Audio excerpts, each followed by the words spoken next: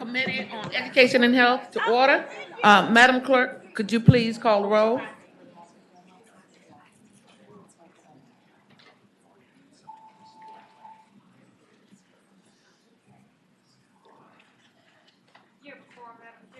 Thank you, Madam Clerk. Well, good morning, everybody. I started to say good night because feels like it's still night.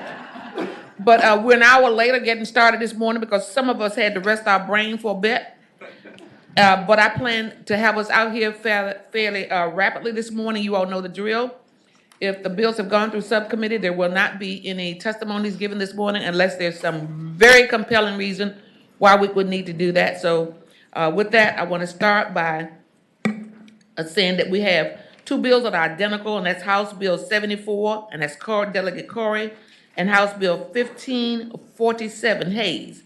Those bills are identical, so I'd like to have a motion and get those bills on their way. It has moved and properly second that those bills be reported. All in favor? Oh, I'm sorry, did you say take one? Want to take it out of the block? Okay, 74 out of the block. Okay, so then let's get a motion on House Bill 1549. It has been moved. Second, that the bill be reported. All in favor, please designate on the electronic monitor.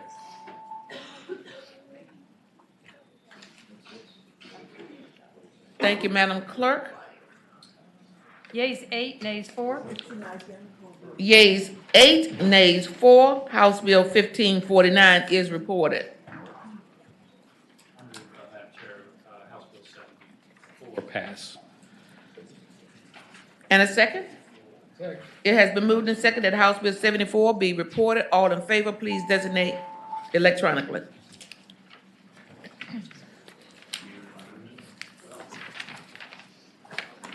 Yeas 10, nays 1. Yeas 10, nays 1, the bill is reported. The next block of bills were heard the next block of bills, let me go with, are those bills that are similar. So we're gonna go do each one of those bills individually, and I want to start with House Bill 36. When I see 36, I get the jitters because I had Senate Bill 36. Gotta make sure.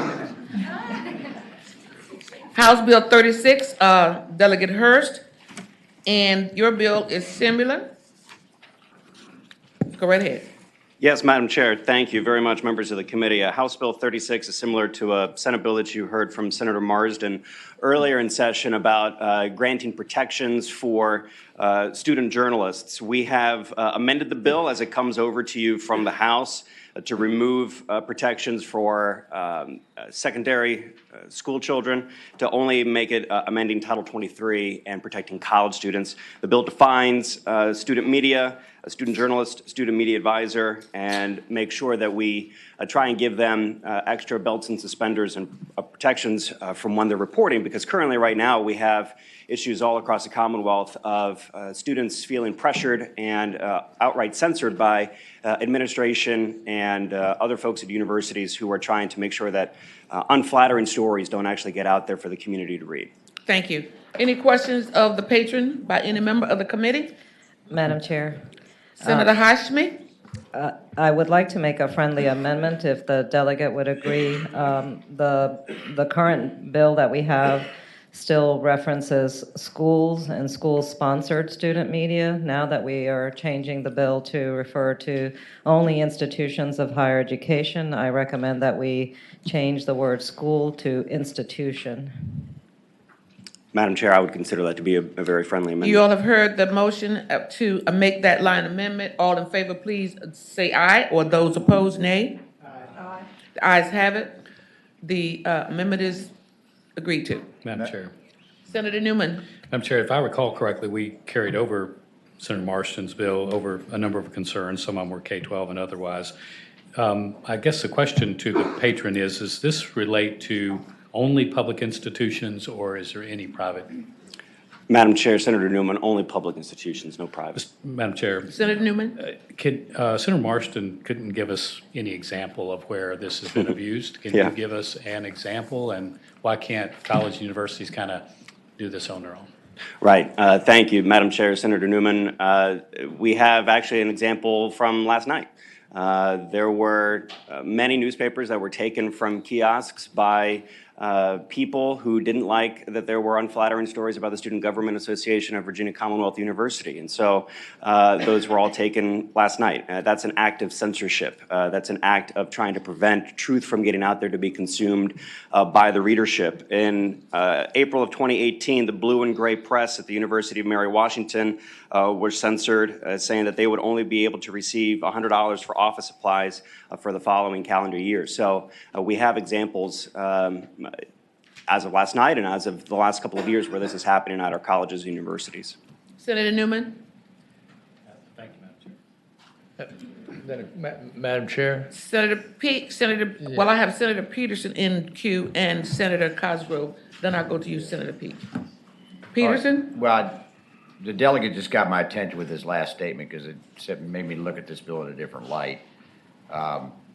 Normally, I would say if it's the institution, if they're funding the newspaper, of course, they can always just stop funding it. I don't see how we could tell them not to fund it.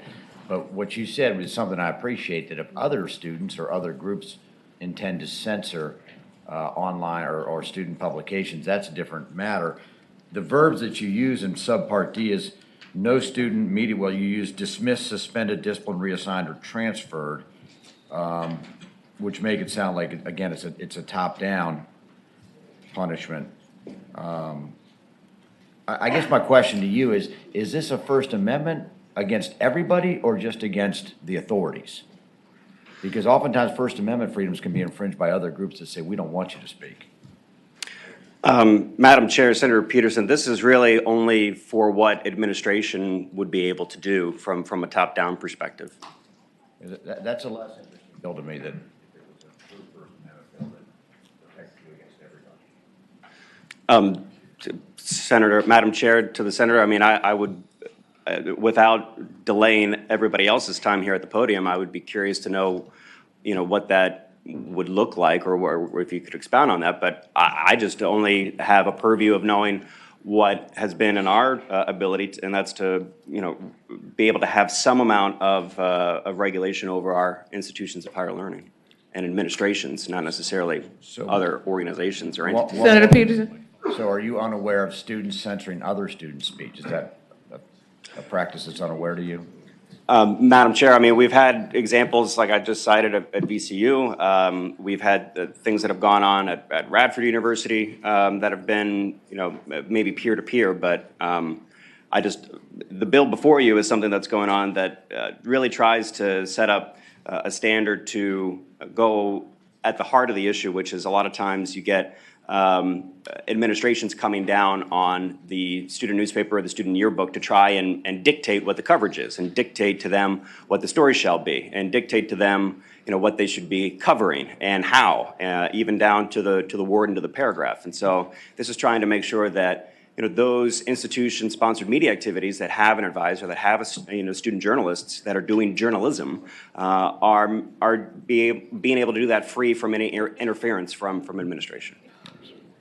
Senator Cosgrove, and then Senator Hashmi, and I want to give you all a friendly reminder that we have 43 bills in this committee this morning, and so I would beg your indulgence to kind of limit your questioning. Yeah, thank you, Madam Chairman. I'll be brief.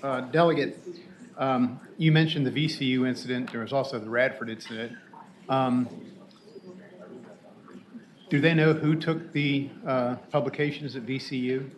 Was it part of the administration, or was it? Senator, Madam Chair, to the Senator, this is just something that happened overnight, so obviously they're still investigating it. I bring it up only to bring up, I think, the urgency and immediacy of this issue, which is that student journalists on our college campuses are being censored right now. What we can do in this bill is make sure that we don't have onerous censorship from administration. But clearly, there are many different entities and groups that are trying to quiet the work that is being done by our journalists on college campuses in Virginia. This is a bill to try and address that issue in one particular way. Thank you, Madam Chairman. Senator Hashmi. Thank you, Madam Chair. I'll be very brief. I just want to speak in support of the bill. I know we had concerns with Senator Marsden's bill, particularly with regard to K-12 students. This is quite different. We're talking about a student journalist in higher education. This is their training opportunity to participate and become journalists and practice a profession that is inherently and profoundly important for our country and for our democracy. I think this is a very critical protection of freedom of speech, freedom of press. We should support its value, and I highly recommend supporting the bill. You've heard the motion. Madam Chair, Senator Newman. I have a substitute motion that we continue to next year. That's what we did with Senator Marston's bill. We've heard two cases. One of them, we don't know what happened. College and university are able to deal with this situation. Also, this gets into what type of advertising you can have. It is a broad bill that will limit the ability of our colleges and universities. I would hope that we don't do it. So substitute motion that we carried over for the year. Is there a second to the Second. substitute? Second. There's a motion and a substitute, a motion to the substitute. All in favor of that motion, please designate electronically.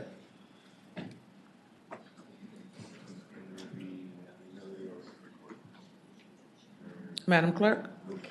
Yeas 5, nays 9. Madam Chair, Whose voice? that was Peterson. Senator Peterson? I'm going to move to report this to the floor, but I think it needs, I'd like to make it broader. It's not just authorities that are censoring speech. I think it needs to be taken into all parties that are censoring speech. So with that understanding, we're going to take this one step further. The motion is to report the bill in a second. With the amendment, and all in favor of that motion, please designate electronically.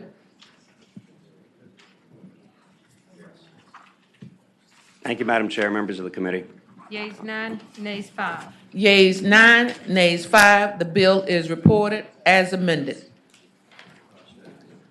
House Bill 826, Delegate 4, Carol Foy.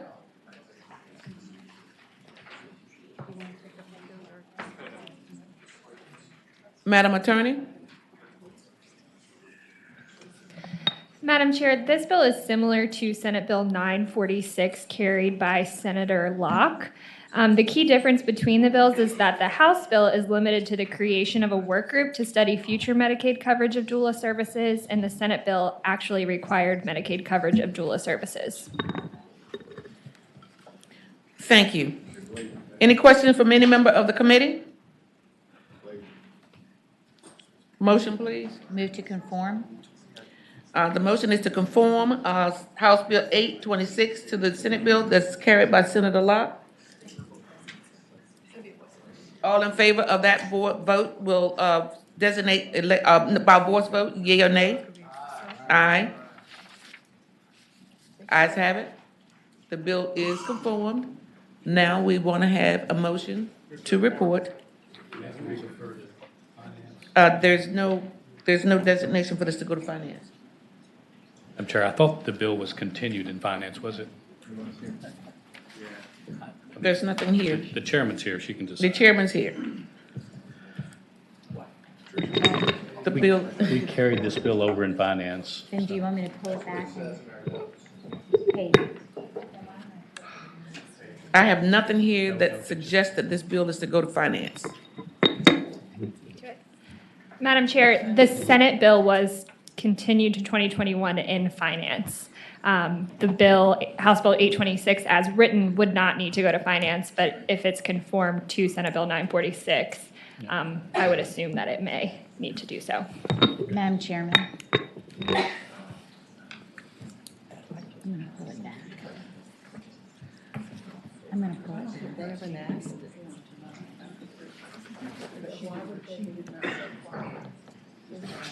Can, Senator Locke, can you respond to that? I have the chair of finance here and the patron of the similar bill who are both saying that it should not go to finance. Madam Chair, her bill did not require Medicaid coverage. She merely wanted the creation of a work group, so I did not think that her bill needed to be conformed to my bill. Yeah, Hers Madam- was, I think hers needed to be a standalone bill on its own. Senator Howell? Could I just ask a question, Madam Chair? I think that Senator Locke is right, but I think that our motion to conform made it wrong, right? So, but if we Right. unconform it, then it can go to the floor because it's just a study. Is that correct? Correct. Madam Chair, Can we having voted untangle on- this? Yeah, having voted on prevailing side, which we conform the bill, I move that we consider. Second. You've heard the motion to reconsider the vote by which we conform the bill. All in favor of that motion can just say a voice vote. Aye. Okay, now the bill is back in this form prior to being conformed to Senator Locke's bill. It has been moved and seconded that the bill be reported. All in favor of that motion, please so designate electronically.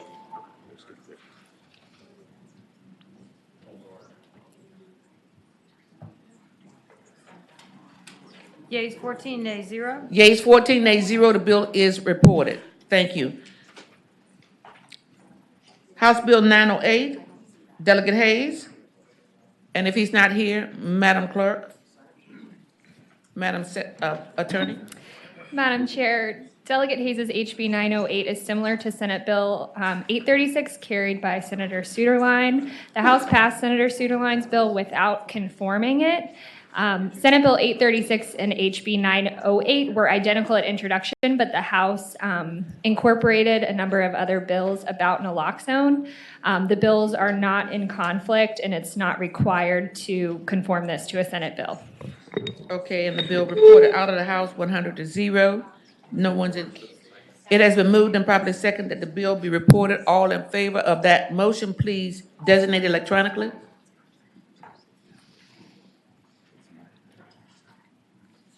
Madam Clerk? Yeas 14, nays 0. Yeas 14, nays 0, the bill is reported.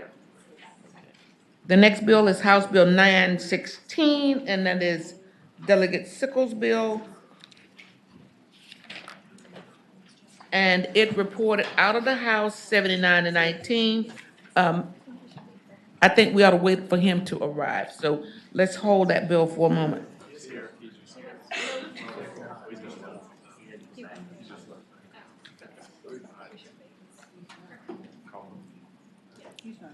Okay, call him and we'll suspend on his bill and go to the next bill until he arrives. The next bill is House Bill 975, Delegate Guzman's bill, and that bill is being requested to go to Finance. And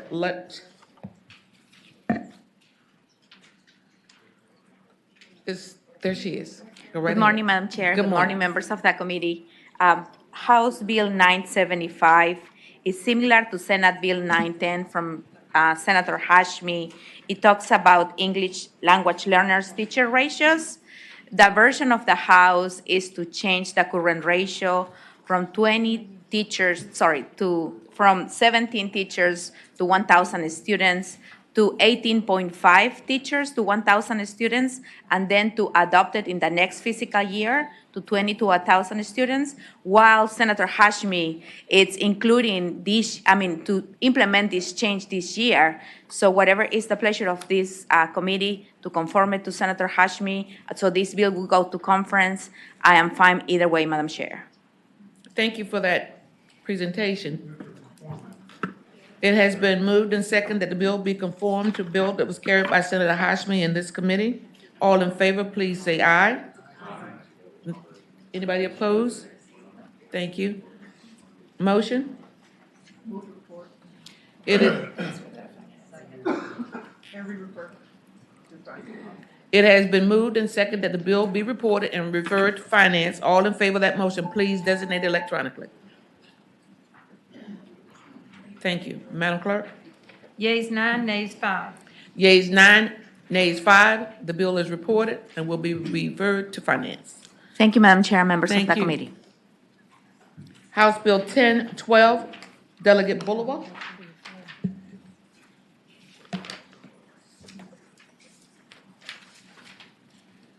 And I'm going to refer to the attorney again because that bill reported out of the House 89 to 11. Madam Chair, this bill is very, very similar to Senate Bill 578, carried by Senator Howell. That bill reported from Finance and Appropriations 13-0-2 and reported off the floor 31-5. The House bill contains some technical amendments that are necessary, that were requested by the Secretary of Education. I don't want to speak for Senator Howell, but I think she's okay with us passing the House bill as is. Okay.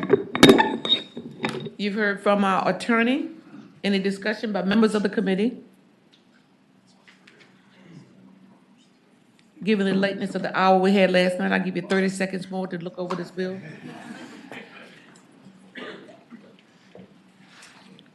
No questions? How about a motion? It has been moved and seconded. Do I hear second? Second. And second that the bill be reported.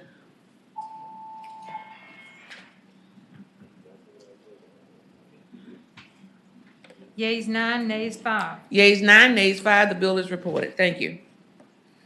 House Bill 1014, Delegate Simon. Thank you, Madam Chairman. I think 1041, but we got the idea, right? So this is. I'm sorry? It's House Bill 1041. I think you said 1014, but No, 1041? 1041, right? Okay, We're well, on the same bill. Well, my eyes may have been just a little bit crossed up from last night, but go ahead. I understand. My throat's still feeling a little bit from last night. I So, hear you.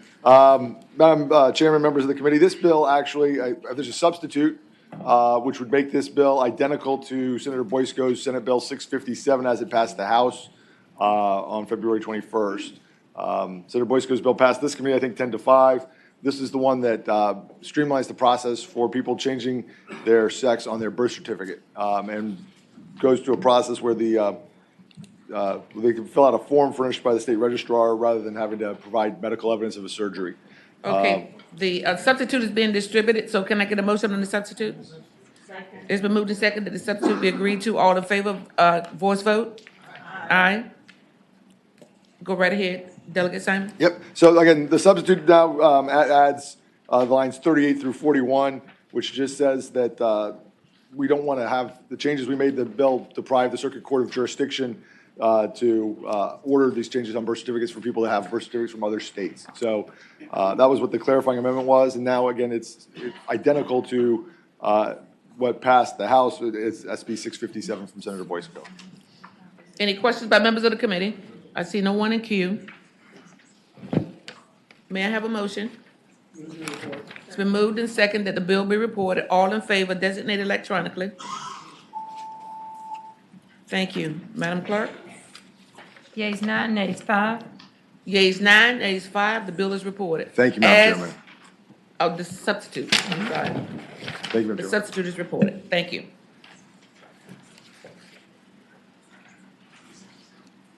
House Bill 1322. Okay, we need to suspend on that bill for a moment. House Bill 1419. Delegate Jones. Okay, he lets, Senator Locke will speak to that bill. House Bill 1419 is, I would like to conform to Senate Bill 171, and I move that. It's been moved and seconded that the bill be conformed. All in favor, voice vote, aye. Aye. Senator Locke. With conforming House Bill 1419 to Senate Bill 171, that makes it identical. And what it does, it requires school resource officers and school security. No, we took out school security officers. It simply requires school resource officers to receive training specific to their roles and responsibilities.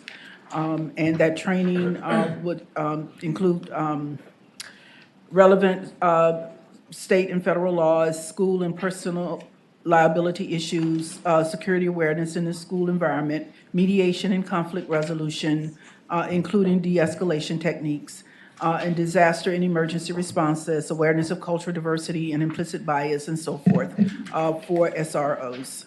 And with that, Madam Chair, that's what the bill does. Okay, and so, and you moved the bill? I move that the bill be reported. It has been moved and seconded that the bill be reported as amended. All in favor of that motion, so designated electronically. Yeas 14, nays 1. Yeas 14, nays 1, the bill is reported with the amendment. Delegate Sickles back yet? Okay.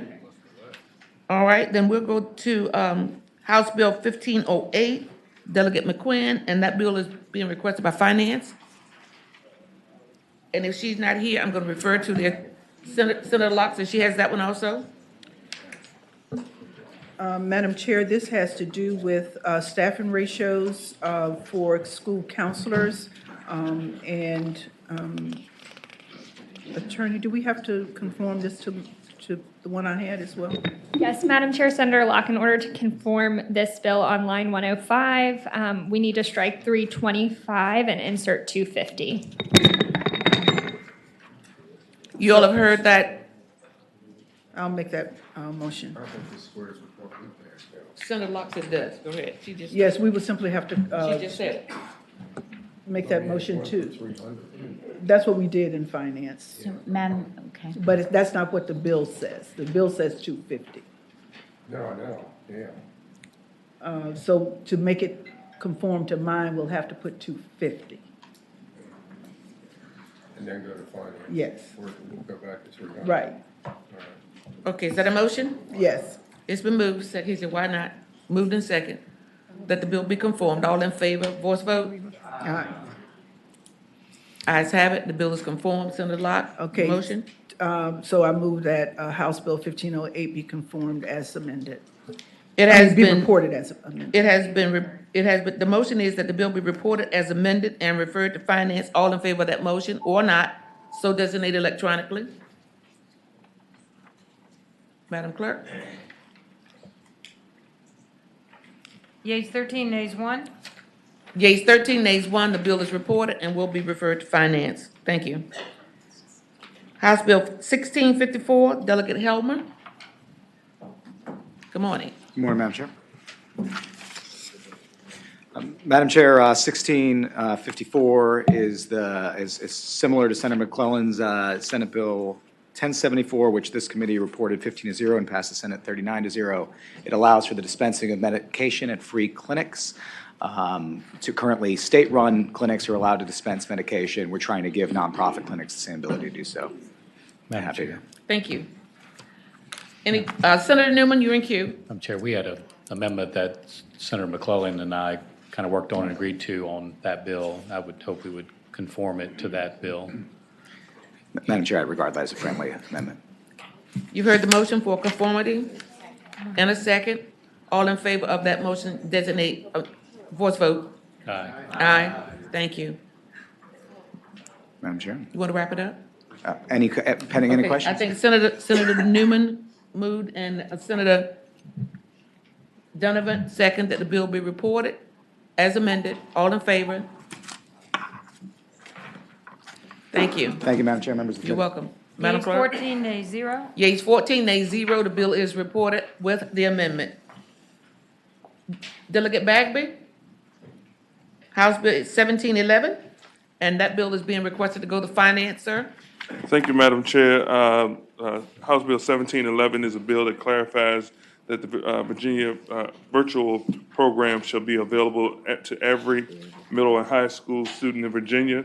And the bill also clarifies that the program may be expanded to elementary school. The bill also replaces the reference of statewide electronic classrooms with the online learning program. Thank you. Any questions by members of the committee? Senator Donovan? Madam Chairman, yes, could the clerk please tell me how this differs from my bill? Madam Chair, I think the most notable difference is that Senator Donovan's bill applies to all schools, and it's a requirement that virtual Virginia be brought to all schools.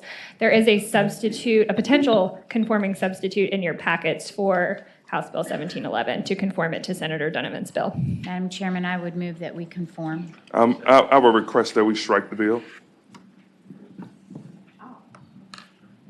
Without,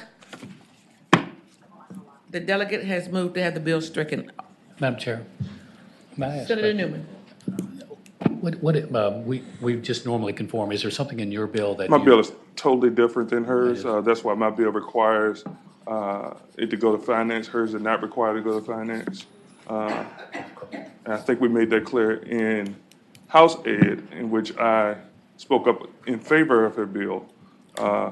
And DOE might want to speak to this bill. This bill is is one of those things where it's a bill I've been carrying for 4 or 5 years. I know that feeling. And we can carry it for 5 or 6 years. So with that being said, DOE may want to speak on the bill. Yes, But if not, I don't want to trespass upon your Madam time. Chair? Senator Peterson. I'm sorry, I'm sort of waking up out of my dormancy over here. Delegate, what's the difference between Senator Donovan's bill? Your bill is pretty easy. I understand it just reading it. If we conform to hers, obviously that's a problem. I can explain it because Sure. what it really does is add more seats that are paid for. But DOE can explain it. Please come forward, ma'am. Maybe a little bit more trustworthy. Got it. You're trustworthy, but go ahead. Yes, ma'am. Emily Webb with the Department of Education. Good morning to you. Good morning. The bills are somewhat similar. Senator Donovan's bill does have some clarifying language in there that would allow us to charge beyond the 15 slots that are currently allotted to each public high school in Virginia. But both bills would expand beyond the current range of just high school. We do have 6,000 slots that are currently funded through the budget, and all 6,000 slots are being used by our high schools. You said they are funded in the budget. They're currently funded in the budget for the 6,000 slots that are allocated to our high schools. Madam Chair.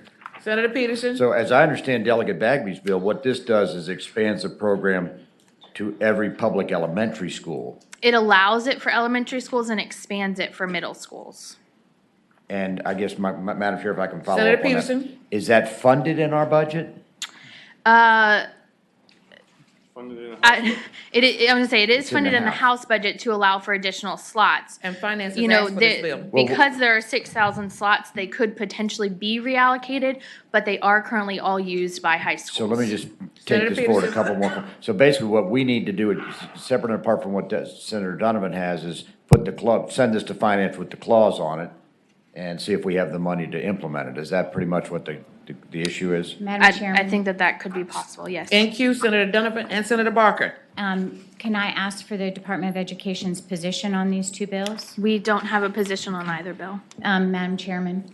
Senator Donovan. I did work with Virtual Virginia and the Superintendent of Schools for Virginia to develop the language in my bill to make sure it was available to all Virginians.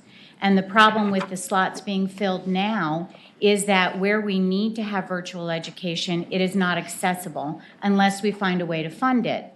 And the way that we worked that out is that all school localities kept their average daily membership for a student who is enrolled through the Virtual Virginia program. Even if they paid the extra amount for beyond 15 slots for each class, it still amounted, for every class the child took, it still amounted to less cost for that school locality than the average daily membership that they were awarded. It was a way for us to provide a robust virtual education program to everybody in Virginia with a win for everybody because the localities get to keep their average daily membership. And so, Madam Chairman, I'm not exactly sure why this has been pulled out. They have conformed my bill in the House to this bill, but this bill doesn't do anything to accomplish our goal. We have an absence of math teachers in the Southwest. I'm sorry. We have a lot of issues. I'm sorry. We did not conform your bill to my bill. My bill is the same. Your bill, I don't know if you recall, but I spoke up on behalf of your bill and said that they were different and that we needed to pass your bill clear out, and we passed your bill clear out of the House. And I apologize. We did not. Let's suspend for a second. I need to hear from the attorney, and then I need to go to Senator Barker and Senator Newman. Madam Chair, I will double check right now, but I'm pretty sure in House of Propes, not in House Ed, they took her bill to your bill.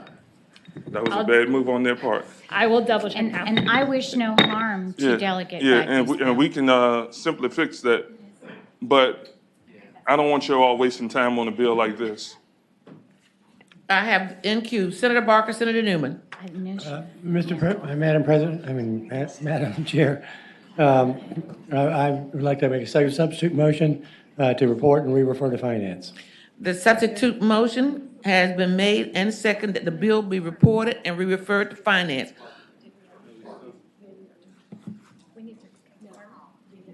No, they didn't, he did not want to.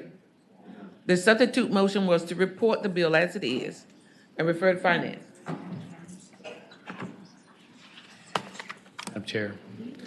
Senator Newman, you're next. I think the difficulty is going to be, I think this is one that needs to be worked out in a conference. I know the delegate's been working on this, and he's been working for a long time. The problem is that if finance does what finance normally does, they'll put the clause on this bill, and they'll only pay for what they fund, and that's as bad for you, I think, as anything else.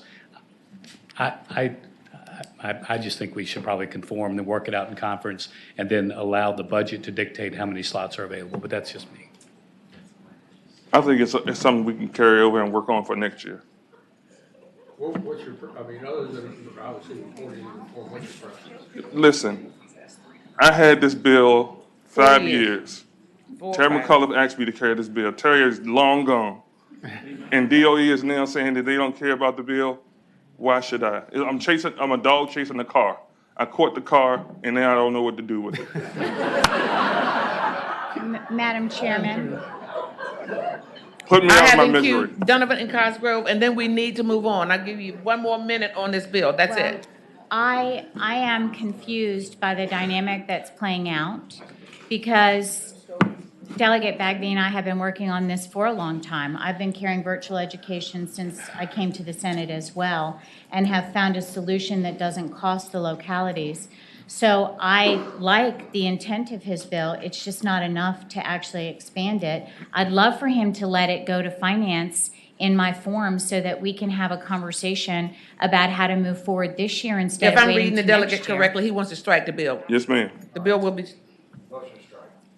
The motion is to strike the bill. I'm sorry Thank- you're doing that. I think it's a good bill. Thank you, Delegate We got Bagby. next year. Thank you. Thank you so much. Thank you, Madam Chair, members of the committee. See you on this bill next year. Remember, I carried one for 25 years. Yeas 15, nays 0. Yeas 15, nays 0. The bill is stricken at the request of the patron. Wow. Is Delegate Sickles here before I move from this block? Delegate Aird is here. Delegate Aird? Thank you. Good morning. Good morning, Madam Chairwoman. You should have House Bill 1322 Yes, we before do. you. Thank you, Madam Chairwoman. House Bill 1322 is a bill that would prohibit our public institutions of higher education from utilizing a specific admissions application that contains questions about criminal history. And it would also prohibit our institutions from denying an applicant to be, it would prohibit an applicant from being denied solely on the criminal history. Madam Chairwoman, this legislation was brought about because data shows that 2 out of 3 students, traditional and/or non-traditional, that begin an application that has the criminal history question on it do not complete it. And the truth of the matter is, in Virginia in particular, we have far more young people coming in contact with law enforcement as a result of the opioid crisis. That's correct. Than before, and for a myriad of other reasons. And so this is a proactive policy taking that into consideration. As far as I've been working on it, which this is my 2nd year, it's my understanding that the U.S. Department of Education has urged our public institutions to move in this direction.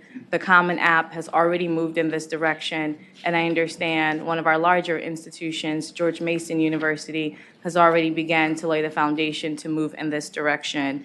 Madam Chairwoman, as you know, we have taken reasonable measures in the past to ensure that our campuses are safe, and this in no way changes that.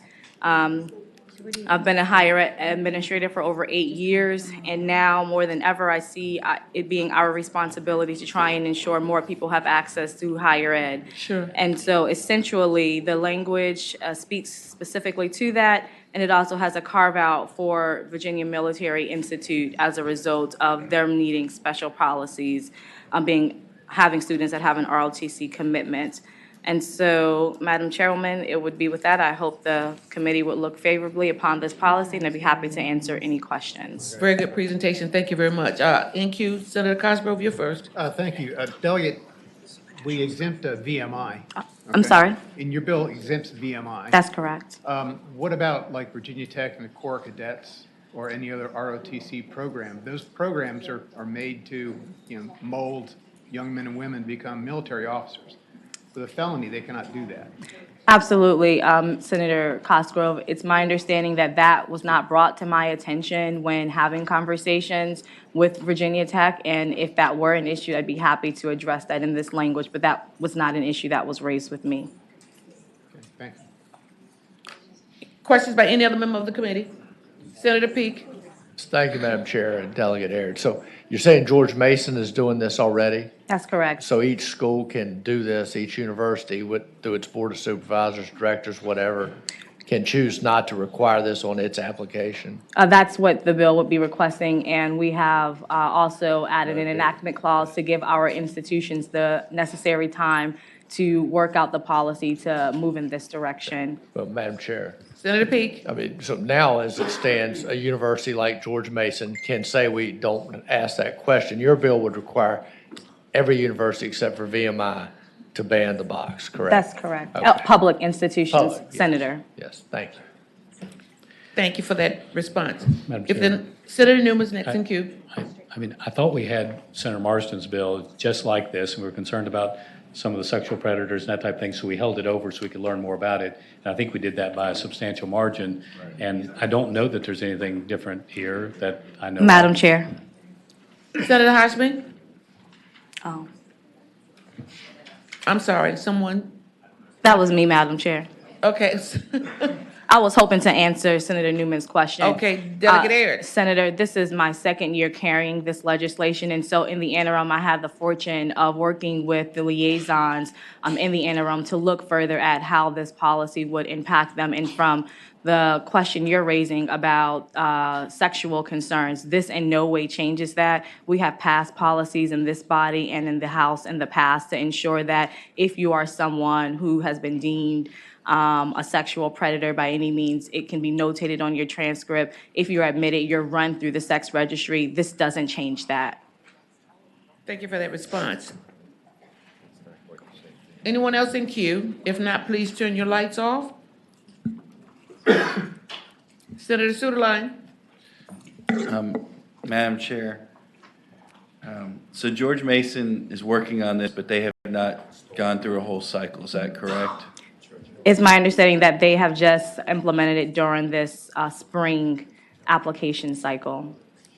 So what we have, Madam Chair, I think what we have Senator happening Suderline. is George Mason University is pursuing this policy. They're free to do so. Any other university in the Commonwealth is also free to do so.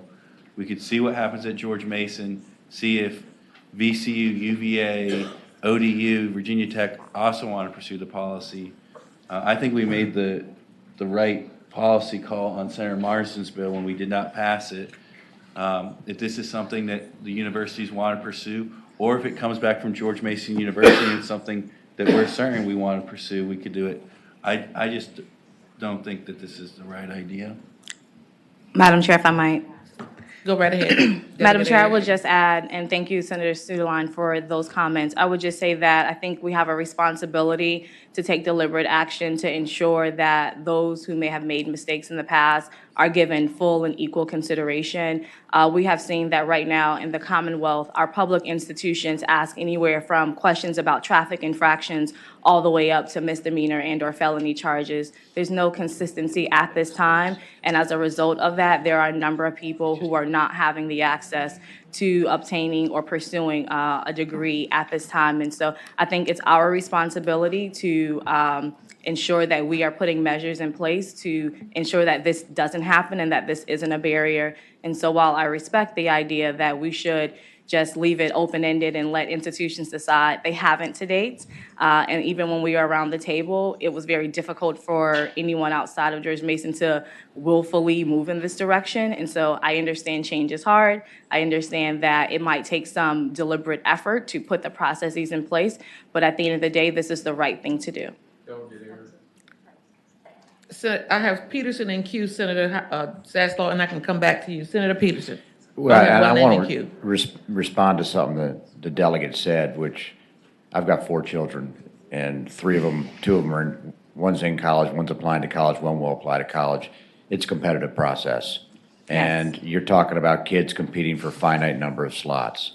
And as to what questions are asked, they're asked about their SATs, their grades, their extracurriculars, their references. If they committed a felony, that actually may have some relevance. Now, there may be a reason why that happened and why they deserve some type of rehabilitation, and everyone has their own story. But it's a proctology exam now. And I'm telling you that if we're going to take out one item and say, well, you can't ask about this, but you can't ask about a C- that they got in geometry, at some point it gets a little bit odd to me. Madam Chair, if I might respond to Senator Peterson. Delegate Ed, go right ahead. I would just say that this is only the admissions layer. This doesn't prohibit the question to be asked if you are per se planning to live on campus and campus residencies, and or if you are pursuing a secondary program that's specific to you cannot have a criminal history to enter that program. So you are able to ask it on sort of the second layer of that specific program. So this is just saying we want you to complete the application. It doesn't completely remove the institution having full information when considering them. May I respond to that? Senator Peterson. Thank you. Once you're admitted, you're admitted. And if a child's admitted and then they're taken off, then you really do have a potential cause of action.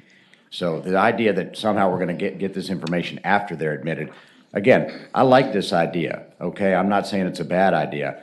I'm just saying there's a lot of factors that go into college admission. And to say one factor you can't ask questions about, to me, is a little bit arbitrary. And I understand what you're trying to do, but I think it needs to be part of a larger picture.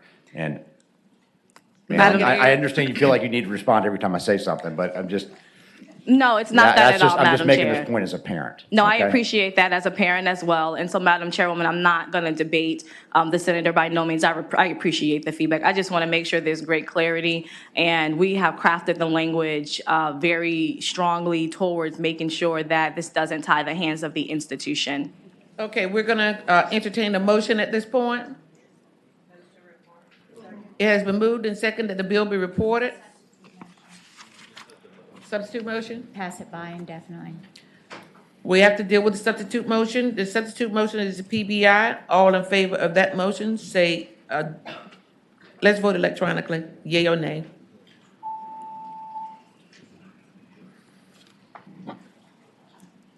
I thank the committee. Yeas 8, nays 6. Yeas 8, nays. Abstentions 1. And abstentions 1, the bill will be passed by indefinitely. Delegate Hayes, you have House Bill 908.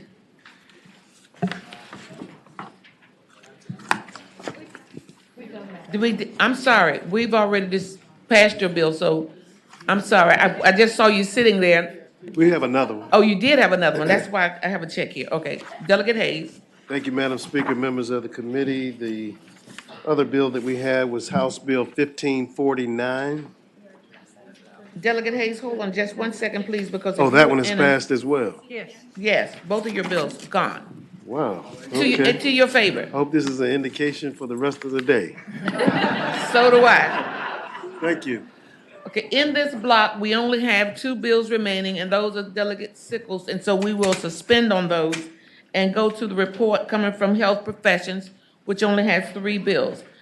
Senator Hashmi, I'm sorry, Health Professions, Senator Barker. I've given Senator Hashmi so many responsibilities, I still call on you. Thank you, Madam Chair. We have 3 bills that were held through the health professions this past week. First bill is 1147 from Delegate Keem. There are 2 amendments to this, so I'd move the amendments. You've heard the motion for the amendment to be moved. All in favor, designate by voice vote. Aye. Senator Barker? And Madam Chair, what this bill does is, what the bill as introduced did was basically establish a process for providing epinephrine in public places under certain circumstances. What the amendments, what the second of the two amendments in particular, well, actually both of the amendments, what they do is they say this is indicate basically this is a policy that needs to be pursued, but they give the authority to outline sort of what needs to be done to accomplish that to the Department of Health, working with the Department of Health professions. And if there's no questions or anything, there was unanimous recommendation of the subcommittee to report the bill, and I so move. It has been moved and seconded that the bill be reported. All in favor of that motion, please designate electronically. Yeas 15, nays 0. Yeas 15, nays 0. The bill is reported with amendment. Senator Barker? All right, next bill is House Bill 1460, and this deals with authorization for cannabidiol oil and the THCA oil. What the bill has introduced did was basically say that someone could be a resident, which is what it is at right now, or was located in Virginia as it got to us. What we did was we made it change. Two changes, which are basically the same thing, to basically say that it's not someone who's located in Virginia. It's either a resident or someone who temporarily resides in Virginia, as made evident to the board. So there are these two line amendments, and I would move the two line amendments be adopted. It has been moved and seconded that the line amendments be adopted. All in favor, please designate it. Just say voice vote, aye or nay. Aye. Senator Barker? All right, and with those two line amendments in place, the subcommittee recommended unanimously to report the bill, and I so move. It has been moved and properly seconded that the bill be reported as amended. All in favor of that motion, designate electronically. Yeas 15, nays 0. Yeas 15, nays 0. The bill is reported. Senator Barker? All right, and the last bill is House Bill 1670. It again deals with the potential uses of cannabidiol oil and THC oil.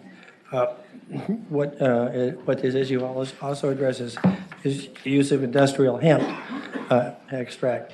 And what was basically stated at the subcommittee meeting was that hemp does have some oil that could be used, but it has a very low concentration, a very low percentage.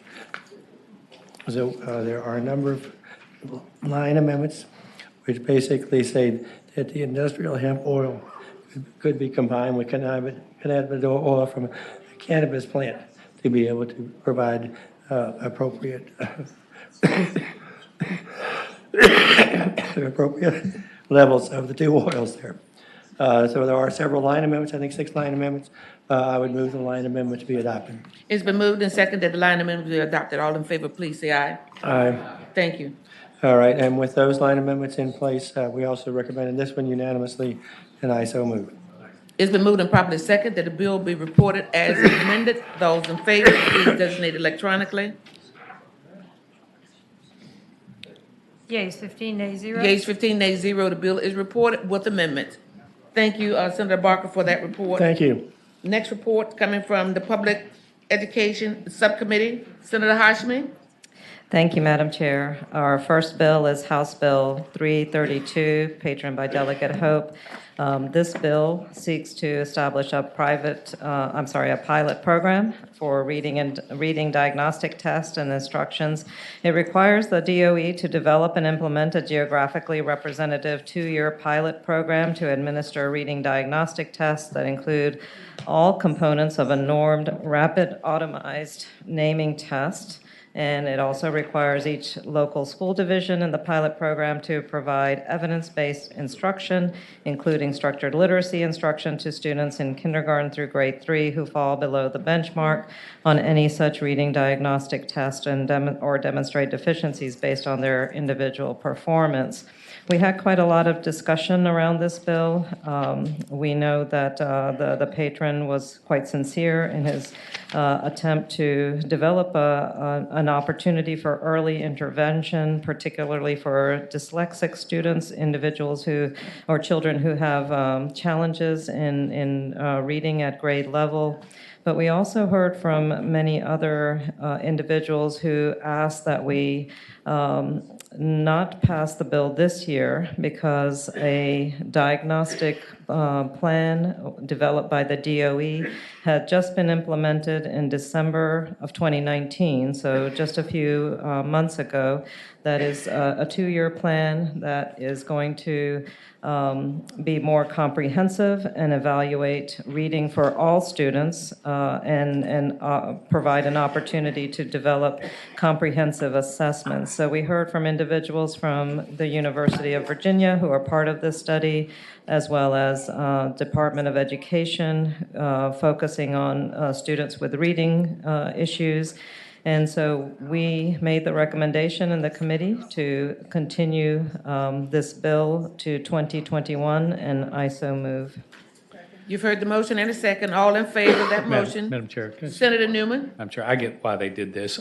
I just think that for those that have dyslexia, this is a very important test and one that can change the lives of many individuals. I understand why we're going to do this. I would just request that the motion include the ability for the chair to request for DOE to look into this matter and bring back the advantages and that this could bring, because I think those that have dyslexia, this is maybe, in my opinion, the only test that is capable of identifying that early. So. Thank you, Senator Newman. Noted. Letter will be forwarded. Senator Hashby, and your motion was to? I recommend continuing to 2021. With the letter. The motion is. With the letter, yes. The motion is that the measure be continued to 2021 with the letter.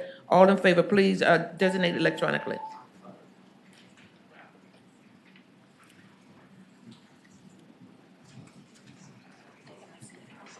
Who? Yeas 14, nays 0, abstentions 1. Yeas 14, nays 0, abstention 1. The bill will be continued with a letter. Senator Hashmi?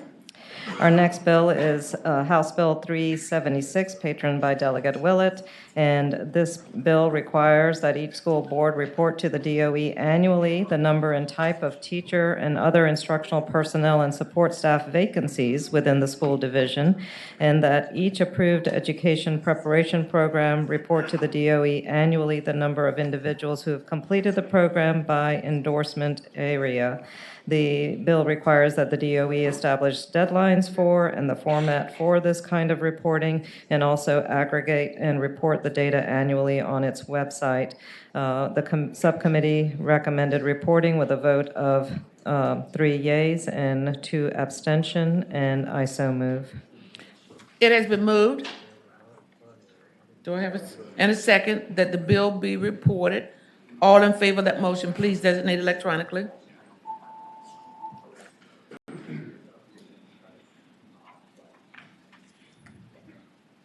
Yeas 10, nays 5. Yeas 10, nays 5, the bill is reported.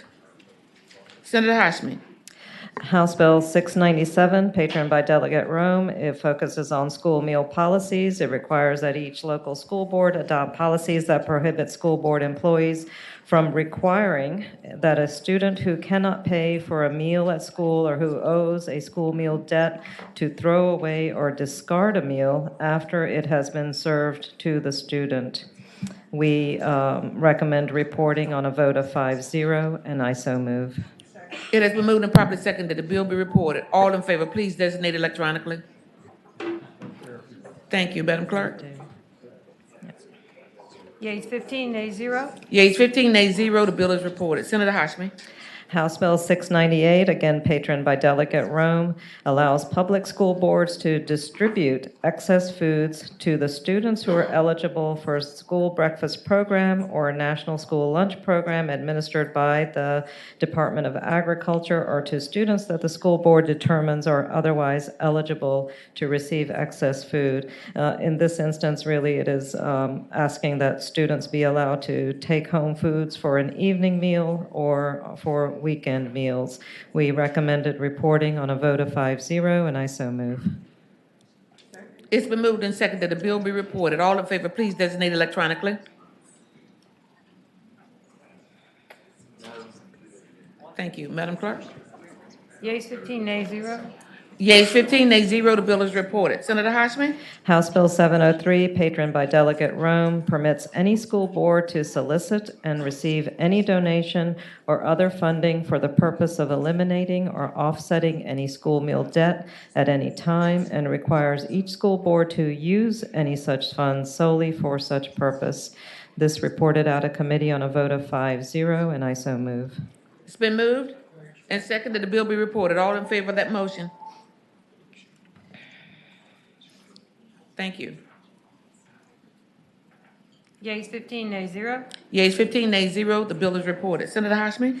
House Bill 837, patroned by Delegate Carol Foy, addresses the issue of dress or grooming codes. It requires that the Board of Education include in its guidelines and model policies for codes of student conduct standards that reduce bias and harassment in the enforcement of any code of student conduct, and 2, standards for dress or grooming codes, which the bill defines as any practice, policy, or portion of a code for student conduct adopted by the school board.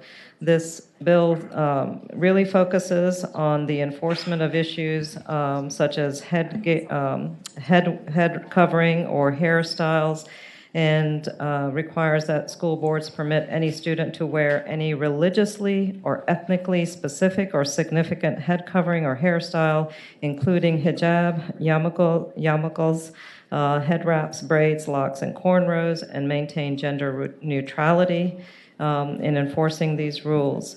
And this reported out of committee on a vote of 4 yeas and 1 abstention, and I so move. It has been moved and seconded that the bill be reported. All in favor, please designate electronically.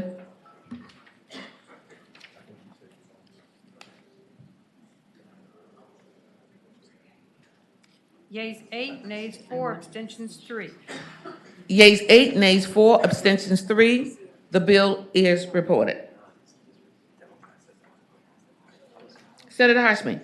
House Bill 894, patroned by Delegate Levine, requires education prep programs offered by public institutions of higher education and private institutions to ensure that as a condition of degree completion, each student enrolled in the education prep program also receive instruction on positive behavior intervention and support, crisis prevention and de-escalation, the use of physical restraint consistent with the regulations of the Board of Education, and appropriate alternative methods to reduce and prevent the need for the use of physical restraint and seclusion.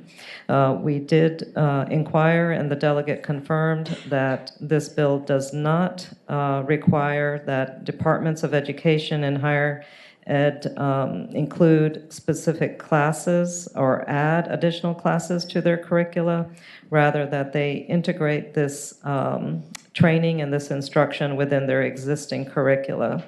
This bill reported out of committee on a vote of 5-0, and I so move. It's been moved and seconded that the bill be reported. All in favor, please designate electronically.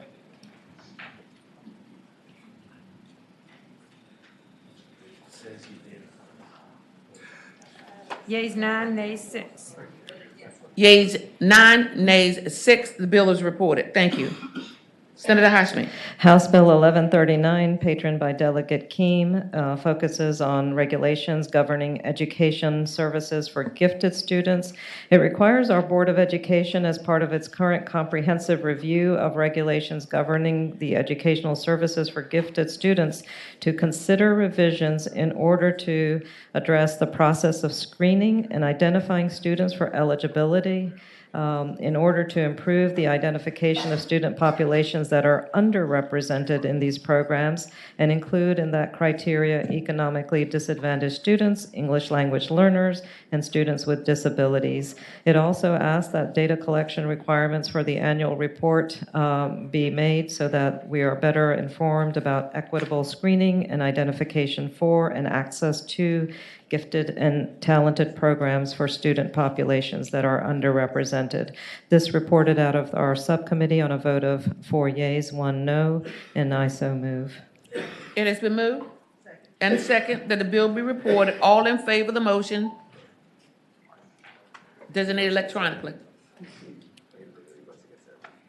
Yeas 10, nays 4, abstentions 1. Yeas 10, nays 4, abstention 1. The bill is reported. Senator Hashmi.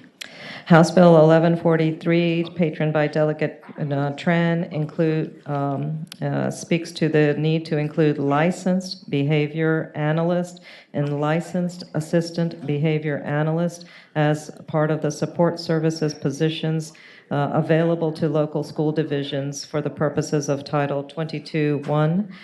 This simply allows that if the school divisions are receiving state funding, that as part of that funding, they are able to hire licensed behavioral analyst as well as the assistant behavioral analyst.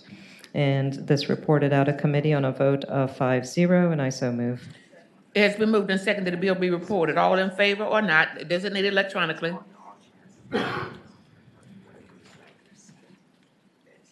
Yeas 15, nays 0. Yeas 15, nays 0. The bill is reported. Senator Hashmi. House Bill 1276, patroned by Delegate O'Quinn, speaks to the requirement of school board to include as part of each student's academic and career plan in the career and technical educational curricula a list of the top 100 professions in the Commonwealth designated by median pay and the education, training, and skills required for each such profession, and the top 10 degree programs at institutions of higher education in the Commonwealth by median pay for these program graduates. This reported out of subcommittee on a vote of 5-0, and I so move. It's been moved and seconded that the bill be reported. All in favor, please designate electronic. Yeas 15, nays 0. Yeas 15, nays 0. The bill is reported. And the next bill, Senator Hashmi, has been requested by Finance, House Bill 1355. Senator Hashmi. House Bill 1355, patroned by Delegate Rasool, is requiring that the DOE establish an interagency task force composed of state and local agencies and entities in the areas of early childhood development, health and social services, community engagement, family engagement, higher education, communities in school, and workforce development for the purpose of developing a program for the establishment of community schools whereby public elementary and secondary schools serve as centers for the provision of such community programs and services for these students. It also requires that the program include a process by which school boards and community partnerships can apply to the DOE to designate the schools as a community school. This reported out of committee on a vote of 4-1, and I so move.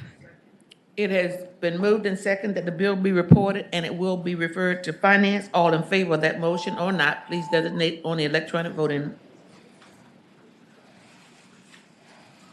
Yeas 14, nays 1. Yeas 14, nays 1. The bill is reported and will be referred to Finance. Thank you. Senator Hashmi. House Bill 1388, patroned by Delegate Adams, eliminates the ability of a school that only maintains a passing rate on Virginia Assessment Program test or additional test approved by the Board of Education of 95% or above in each of the 4 core academic areas for 2 consecutive years to apply for and receive a waiver of accreditation from the DOE.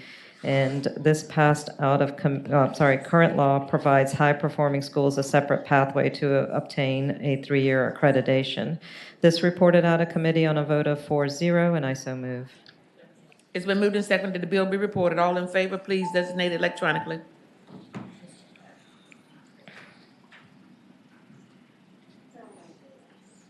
Yeas 13, nays 1, abstentions 1. Yeas 13, nays 1, abstention 1. The bill is reported. Senator Hashmi. House Bill 1426, patroned by Delegate Rome, has some line amendments in front of you in your packet, and I move the amendments. It's been moved and seconded that the amendments be adopted. All in favor, voice vote. Aye or nay? Aye. The amendments are adopted. Senator Hashmi? This bill requires each school board to require each public elementary and secondary school in the local school division to participate in the federal National School Lunch Program and the federal School Breakfast Program administered by the U.S. Department of Agriculture, and to make meals available pursuant to such programs to any student who requests this meal, regardless of such student's family income or whether such student has the money to pay for the meal or owes money for meals previously provided, unless the student's parent has provided written permission to the school board to withhold such a meal from the student. This bill was recommended by subcommittee, recommended reporting on a vote of 5-0, and I so move. It's been moved and seconded that the bill be reported. All in favor, please designate electronically.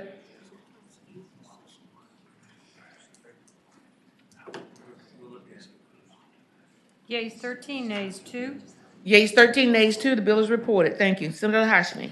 House Bill 1443, patroned by Delegate von Valkenburg, requires the DOE to conduct a biennial review of teacher compensation that takes into consideration the Commonwealth's compensation for teachers relative to the national average teacher salary. Our current law requires that the Director of Human Resource Management complete such biennial review. This was recommended out of subcommittee, recommended reporting on a vote of 5-0, and I so move. It has been moved and seconded that the bill be reported. All in favor or not, please designate electronically. Thank you. Yeas 14, nays 0, abstentions 1. Yeas 14, nays 0, abstention 1. The bill is reported. Thank you so much. Delegate Hashmi? House Bill 1633 has line amendments in the packet in front of you. I move the amendments.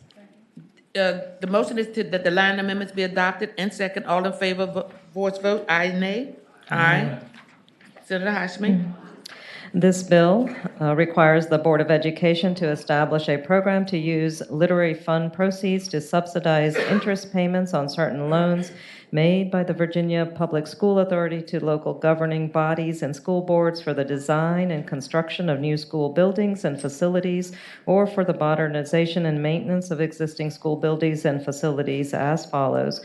For local school divisions in localities determined to have an above average or high fiscal stress by the Commission on Local Government in its most recent version of the report, and the board shall subsidize up to 100% of the interest due on such a loan.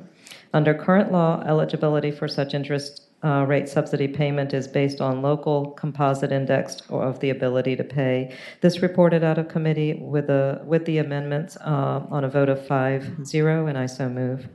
Madam Chair, Senator Newman? is there anything about finance here?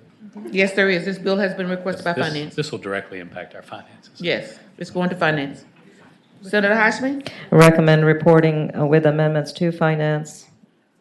I so move. It has been moved and seconded that the bill will be reported and referred to Finance. All in favor of that motion or not, please designate it electronically. Thank you.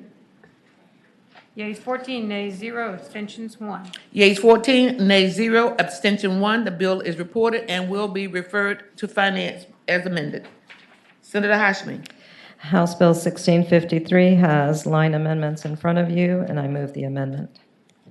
The amendments have been moved and second. All in favor, voice vote. Aye. Nays, same right. Senator Hashmi?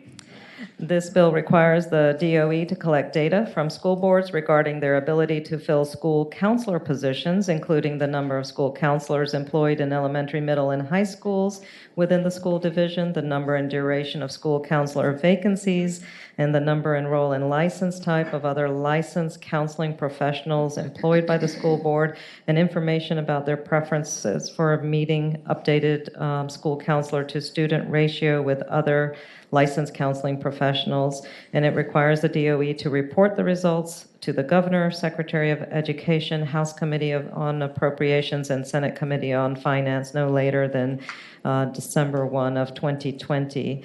We recommended reporting with the amendment on a vote of 5-0, and I so move.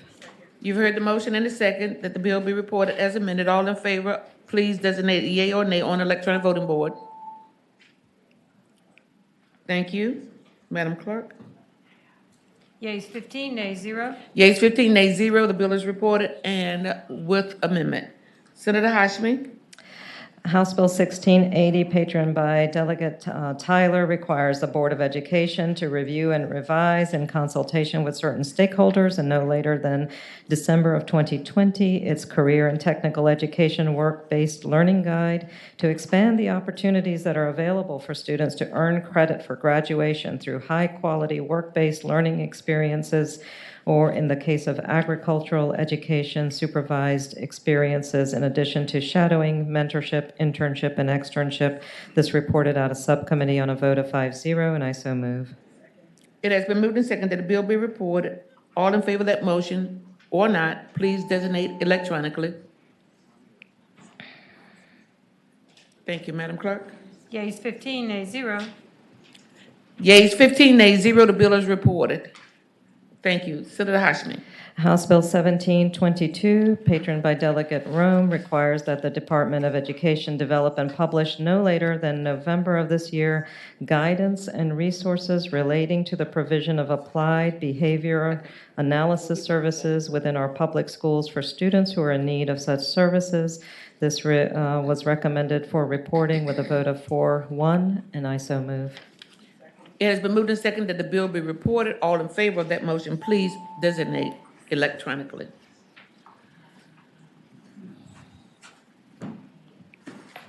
Yeas 14, nays 1. Yeas 14, nays 1. The bill is reported, and that completes the report of the Public Education Subcommittee. And Senator Hashmi, I thank you so much. Before we go into the next subcommittee, I see Delegate Sickles has arrived. And Delegate Sickles, you have 2 bills before this committee. We want to start with House Bill 916.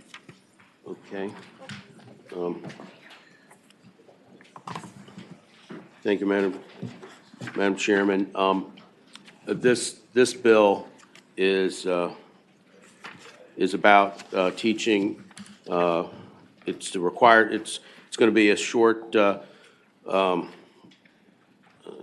I'll just read this. It requires the Department of Education in consultation with the Commonwealth's Chief Diversity, Equity, and Inclusion Officer to establish and appoint members of an advisory committee for the purpose of strengthening culturally relevant practices supporting anti-bias education in response in the Commonwealth. The committee is asked to make recommendations around topics including slavery, anti-Semitism, and other historical dehumanizing injustice and discrimination, the untold story of the indigenous people in Virginia, and the stories of groups of people historically underrepresented in the history.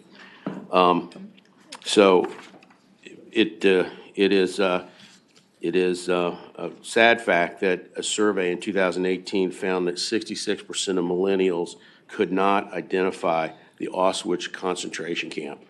66% of our millennials. And so this is to develop, it expires in a year and a half, is to help develop recommendations for teaching these things in schools. It expires in, I think, the end of 2021.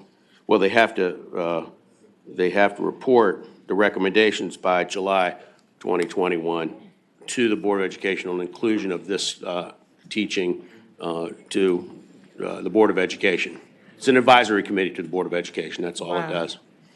And its main purpose is to, teach things like the Holocaust and how society leads to that kind of atrocity, and to do a better job of teaching our history in anti-bias areas for all dehumanizing type of activity.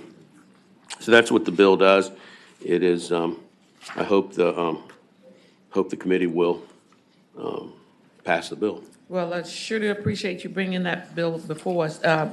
Senator Hashmi, you have questions of the patron? Yes, Madam Chair, I just want to double check with the delegate that this bill now conforms to the Senate bill that I includes. think we need. Does it have No, the language of Islamophobia? It does not. We need to add an amendment now to add Islamophobia. Yes, Madam, I want a Madam Attorney, please respond. Madam Chair, the amendment is in the docket, and it's on line 28. After anti-Semitism, we would insert Islamophobia. You've heard that line amendment? It's been moved and seconded that the amendment be adopted. All in favor, please designate by voice vote, aye or nay. Aye. Nays have the same right. Ayes have it. Delegate Sickles. I thank the senator for reminding me of that. It needed to be put on here to make it consistent with the previous bill. Sure. Yeah. Any other questions by members of the committee? Otherwise, I'd like to entertain a motion. It's been moved. Second, that the bill be reported. All in favor of reporting, please designate electronically or not. Madam Clerk? Yeas 13, nays 2. Yeas 13, nays 2. The bill is reported. Thank you. Delegate Sickles, you now have House Bill 1506. Thank you, Madam Chair, members of the committee. This is a bill that would give more authority to pharmacists to dispense drugs. It is based on a Joint Commission on Healthcare study. In the current version, it's been worked hard on and has received no opposition from the Medical Society of Virginia, which was quite an achievement. And the American College of Obstetrics and Gynecology supports the bill because it's in line with their policies. What it does is create a statewide protocol for the following substances by the Board of Pharmacy, Board of Medicine, and Board of Health. Naloxone, epinephrine, injectable or self-administered hormonal contraceptive, prenatal vitamins, dietary fluoride supplements, medications that the patient's out-of-pocket cost is lower than the ones on over-the-counter costs. So these protocols this is the key point of this bill that's been worked out, is that the protocols can be updated as medicine advances rather than codifying into code what substances pharmacists can initiate treatment and dispense.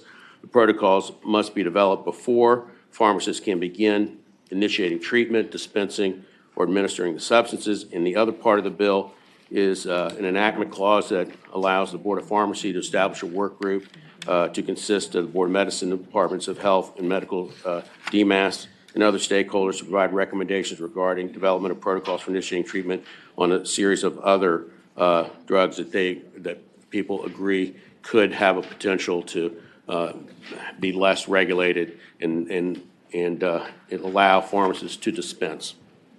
So that's what the bill does. There's peace in the valley on this bill. There's a lot of work went into this from my staff, and I need to congratulate them for achieving this goal, getting this all together. And I think there may be people that would speak to the bill, like to speak to the bill, Madam Chair. Madam Chair? Any, Senator Sulan, you're the only member in queue? There are some amendments too, which I haven't mentioned. Yeah, Madam Chair, before we take any Before we take the amendments, amendment, Senator Sulan and then Senator Newman. Senator Donovan. I think that this committee and I think it was like a 38-2 vote in the full Senate, we went further than this bill. I think this bill goes somewhat, but I think we ought to go a lot further for Virginia. And I would suggest, and I'd like to move that we conform this to Senate Bill 1026 as it left the Senate, which I think almost all of us on here voted for. Committee. At least statistically, 13 of us did. We're going to go to Senator Donovan before we entertain that motion, if you don't mind, Senator Sulan. Sure. Senator Donovan. Madam Chairman, this is just to respond and to associate myself with the statements from Senator Suderline. The reason that I think it's important the Senate version pass is that, as the delegate mentioned, we have studied this already, and his bill proposes a work group to study it again. My bill proposes that the boards of pharmacy and medicine actually promulgate regulations with a reenactment clause so that we can come back and look at that, but it gives us actionable information as opposed to just another study with the stakeholders, which didn't result in any consensus. Both the delegate and I carried this bill without being able to obtain consensus with the Joint Commission on Healthcare. I think it's important for access for Virginia, and I hope you'll support the Senate version so we can keep this moving forward. Well, ahead of entertaining the amendment, we want to entertain the motion to Yeah, to conform the two bills, and so you've heard the conformity motion, and I've heard a second. So all in favor, please. Madam Speaker, Madam Chairman. Delegate Sickles? I mean, this is the substance of this. I would, I may personally want to go further. I'm not sure what that means exactly, but this is, if we do this, we won't have a bill this year. That's okay with me. There's a lot of legislation going forward here, but I just don't think the stakeholders are going to accept anything more than this. And what I have here is not really a study. It's a procedure on how to add drugs to the more, if I could say liberal, or more open practice from pharmacy. So I would recommend that you take testimony on whether we should conform or not. Unless, I'm very skeptical if we do this, there will be a bill. I mean, there's a lot of things in conference, a lot of things going on. What the senator mentioned is very, very controversial. And so this is what we can get out. This is a consensus bill now. I'll hear from Senator Newman, Senator Donovan, and then we will entertain testimony from members of the audience, and we'll give both sides 3 minutes, and then we'll move back into the next block. Senator Newman, then Senator Donovan. Madam Chair, our subcommittee heard all of that testimony, and we decided to go a little further. It's not a lot further, a little further, and reenactment clause. I think this is exactly the reason we have a committee of conference, is to work out these things. We heard and we came to our best judgment. The Senate overwhelmingly voted for our version. You guys gave a lot of thought to it, and you set up a different way. But to me, this Could is you the please way. close that door? This is the way we kind of work things out. I would hope that we would bring in the Senate bill, and then y'all are both working very hard on the same issue, and these are two great minds that can work it out. I hope we would do that. Senator Donovan? Thank you, Madam Chairman. I will just agree with Senator Newman. I think that's what conference is for, and I think that he and I have a lot of passion for this subject, and we can work this out in conference. So I encourage us to make sure that we pass our version so we have that opportunity for conversation. I would like to return to Senator Suline. Madam President, Madam President, that's still accurate. I move that we, I renew my motion for it. All session long, I've heard about how the House is willing to go further on so many issues. We decided this on a 38-2 vote. I think we ought to put this before the whole House and see if they are willing to go as far as we hear about on so many other issues. Okay, I yield to the will of the committee. So the motion is for the bill to be conformed, and that is the motion. And I think we're going to ask for an electronic vote on this, because I have a feeling that it's going to kind of be. Otherwise, it would ordinarily be a voice vote, but I think we better do an electronic vote. I have a parliamentary question. Yes. There are some amendments to this. I don't know if you need to adopt these amendments. You don't, Council? I want to refer to the attorney. Before you conform? Yes, that will come after this Okay, motion. just Yes. checking. Thank you. All in favor of the conformity motion, please designate your yea or nay electronically.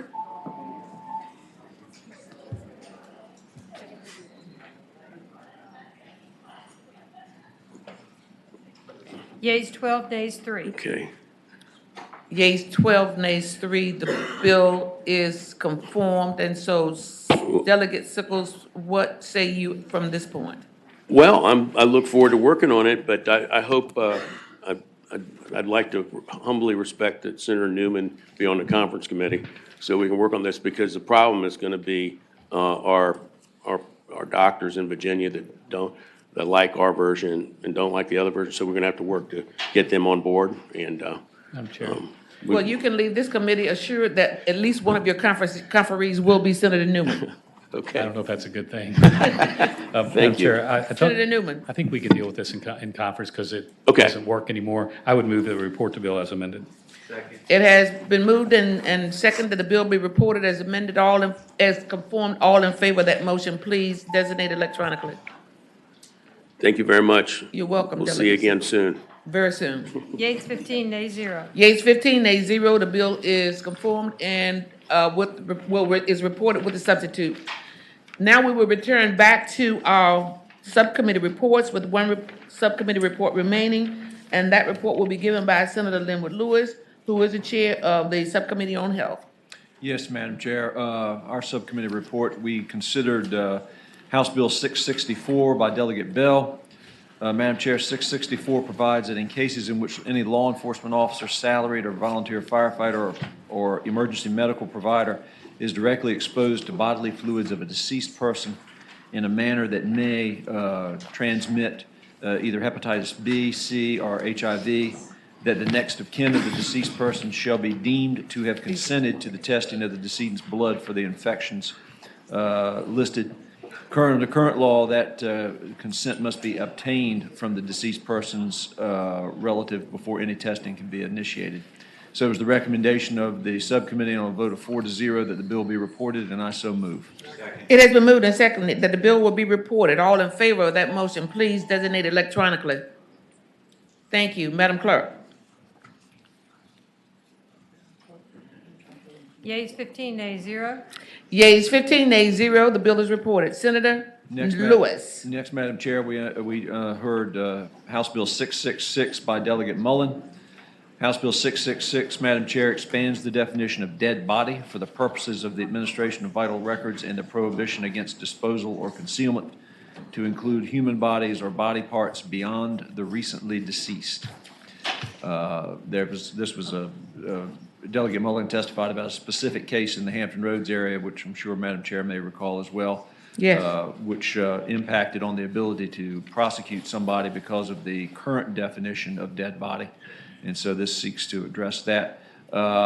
It was recommended on a vote of 5-0 that the bill be reported and also referred to finance. And so I so move. Thank you. It's been moved and seconded that House Bill 666 be reported and referred to finance. Designate your yea or nay electronically. Yeas 15, nays 0. Yeas 15, nays 0. The bill is reported and will be re-referred to finance. Senator Lewis. Next, Madam Chair, we heard a presentation by Delegate Delaney on House Bill 808, which requires every hospital in the Commonwealth to provide treatment or transfer services as defined in the bill to survivors of sexual assault pursuant to a plan approved by the Department of Health. Also establishes specific requirements for providers of services to pediatric survivors of sexual assault and requires the Criminal Injuries Compensation Fund to pay the cost of services provided to survivors of sexual assault. Also establishes the Task Force on Services for Survivors of Sexual Assault to facilitate the development of services for survivors, and establishes the Sexual Assault Forensic Examiner Program to increase the number of qualified sexual assault forensic services providers. There are amendments to the bill, and I would move the amendments, Madam Chair. You've heard the motion for the amendments. This will be a voice vote. All in favor say yea, and those opposed nay. Aye. Senator Lewis. And Madam Chair, I've got a recommendation. Delegate Delaney's here, and she's been sitting here all morning, so I don't know if she wants to say anything or. Just here, just in case. Okay. And so I would, it was the vote of the committee that we recommend with the amendments and also refer to finance on a 5-0 vote, and I so move. Second. It's been moved and seconded that the bill be reported and re-referred to finance with amendments. All in favor of that motion, please designate yea or nay electronically. Yeas 15, nays 0. Yeas 15, nays 0. The bill will be reported and re-referred with amendments to finance. Senator Lewis. Next, Madam Chair, we took up Delegate Corner's House Bill 925. This directed the Department of Medical Assistance Services to establish a process for conducting a comprehensive needs assessment of a person who chooses to participate in the Medicaid Works program to determine the services such person may need to live and fully participate in the community. And also developing a plan of support for such person to guide the person in selection of the best waiver program for the person's needs. And the bill also directed DMAS to develop a process to enable a person who transitions from a home and community-based services waiver service to Medicaid Works to retain their home and community-based services waiver slot for up to 180 days, and gives priority to individuals previously receiving services through the home and community-based waiver program who transition into Medicaid Works program. After hearing an extensive presentation by Delegate Corner, it was the recommendation of the committee that the bill be recommended reporting on a 5-0 vote, and I so move. It's been moved and seconded that the bill be reported. All in favor? Yeas and nays. Report electronically. Thank you. Madam Clerk? Yeas 15, nays 0. Yeas 15, nays 0. House Bill 925 is reported. Senator Lewis. Next, Madam Chair, we heard Delegate Poindexter's House Bill 1176, which requires every hospital to report quarterly to the Department of Health regarding the number of certified sexual assault nurse examiners employed by the hospital and the location, including street address and contact information for the location at which each certified sexual assault nurse examiner provides services. The bill further provides the Department of Health to make information regarding the availability of certified sexual assault nurse examiners in the Commonwealth, including the name of each hospital at which such examiner is employed and the location and street address of the hospital. And it was the recommendation of the subcommittee that the bill be reported by a vote of 4-0, and I so move. Second. It's been moved and seconded that the bill be reported. All in favor? Designate yea and nay electronically.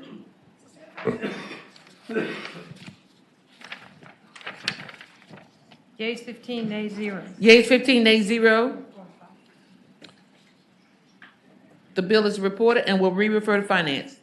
Oh, no, this is next. I'm sorry. The next one. Okay, she says this is the next one. Okay, the bill will be reported. Senator Lewis. Next, Madam Chair, we took up House Bill 1257, which was Delegate Rasul's bill. Madam Chair, this directed the State Board of Health to adopt regulations regarding maximum contaminant levels for certain chemicals.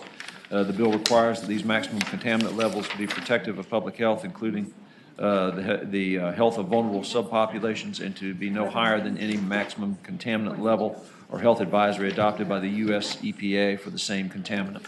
There is a substitute, Madam Chair, which spells out the chemicals and also has a delayed effective date of January 1, 2022, and further directs the Department of Health to make a report to the chairman of the Senate Committee of Health and Education and also the House Committee on Health, Welfare, and Institutions. And so I would move the amendments first, or substitute with amendments. It has been moved and seconded that the bill be reported. I'm sorry, and Madam Chair. I'm doing the substitute with the amendments first, Madam Yes, Chair. yes, go right ahead, Senator Lewis. So if we get those in front of us, then I'll make a motion on the Okay, there's been a recommendation for is it a substitute, Senator Lewis, or amendments? substitute with amendments. Okay, the motion is to adopt the substitute with amendments. All in favor of that motion, voice vote, please, yeas and nays. Aye.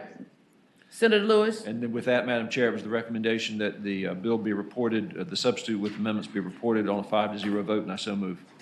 It has been moved that the bill be reported with the substitute. Yes, ma'am.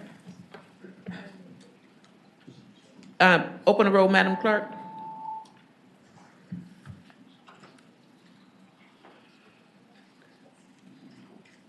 Yeas 14, nays 0, abstentions 1. Yeas 14, nays 0, abstention 1. The bill is reported with substitute. Senator Lewis. And finally, Madam Chair, we heard House Bill 1266, which was Delegate Hodges' bill regarding septic system inspectors. It authorizes any individual who holds a valid alternative on-site sewage system operator, an alternative on-site sewage system installer, or on-site soil evaluator licensed under current law to perform a septic system inspection in connection with any real estate transaction, including refinances. And it was the recommendation, after hearing the presentation by Delegate Hodges, that the bill be reported on a 5-0 vote, and I so move. You've heard the motion and a second that the bill be reported. All in favor, yea or nay, vote electronically. Madam Clerk? Yeas 14, nays 0, abstentions 1. Yeas 14, nays 0, abstention 1. The bill is reported. And Madam Clerk, just to make sure that we administratively wrap up all of the bills that have been requested to go to finance, I want to just go back to House Bill 1176, that's Poindexter's bill. You did have it on the reporting system? Okay, so as long as that bill has been reported to be re-referred to finance, that wraps up the work of this committee. Madam Chair.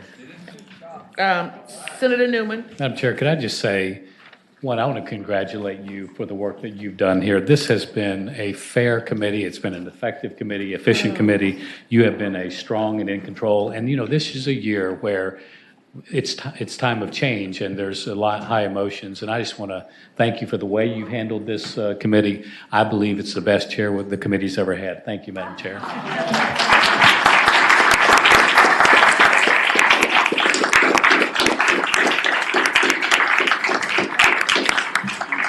thank Senator Newman for that compliment, but I dare to differ with him. He has been the best chair, and I have learned from him, and I will not leave this room without saying, I have always said that Senator Newman is the best chair we've had for this committee. And so let's applaud him.